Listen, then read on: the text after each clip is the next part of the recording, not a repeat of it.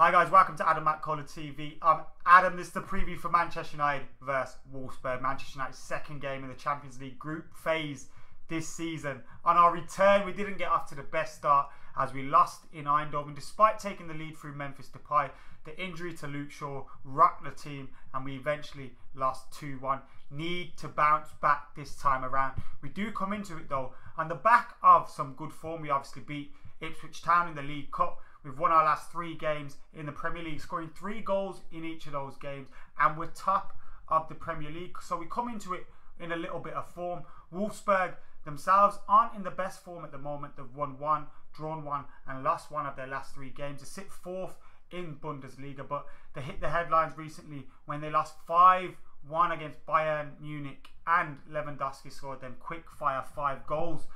So they come into it a bit shaky, not in the best of form, but of course form goes out of the window when you play in the Champions League, and teams that come to Old Trafford are always up for it. How do Manchester United line up coming into this game? I think it'll be very, very similar to the team we saw against Sunderland at the weekend. We're obviously going to have one eye on the Arsenal game on Sunday, but we do have enough rest between this game and then, and of course it's the international break after that. I do think Bastian Schweinsteiger will come into the team though, and I think he's been bought for nights like this. He'll love coming up against a German team as well at Old Trafford, and I think he'll come into the starting lineup. I'd also like to see Ander Herrera brought into the team. Where that is, I don't know. We've seen Louis van Gaal play him at 6, 8 and at 10. Can't see him coming in the number 10 role, as Wayne Rooney will probably play there behind Anthony Martial. Obviously this is a competition where he's in form. He's scored 3 goals in it in 3 games, so he'll be up for it, and he'll be looking to get some more goals, having hit form with 2 goals in his last 2 games for Manchester United in domestic competitions. So Wayne Rooney will come in. He has to start Anthony Martial. Forget it. I'll give you my 11. David De Gea, Valencia, Darmian again as our fullbacks. I think we'll stick to that one. Then Smalling and Blind at the heart of our defence.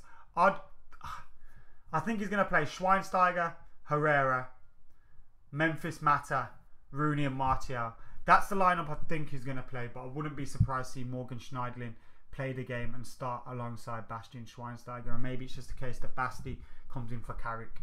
But I think Schweinsteiger is a dead start to start this game, having not started against Sunderland. Really, really looking forward to it though. Manchester United, there's a good feel-good factor around the team again, coincided with the arrival of Anthony Martial. And it's crazy to think that, you know, at that time everyone was saying he's a waste of money, don't know why Manchester United have signed him, so on and so forth.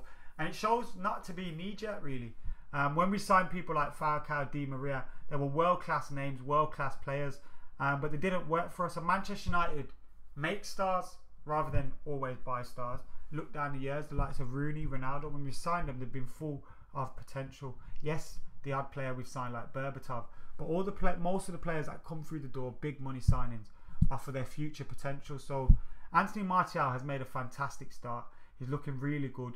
I like what I see from him. 4 goals, 1 assist in his first 5 games.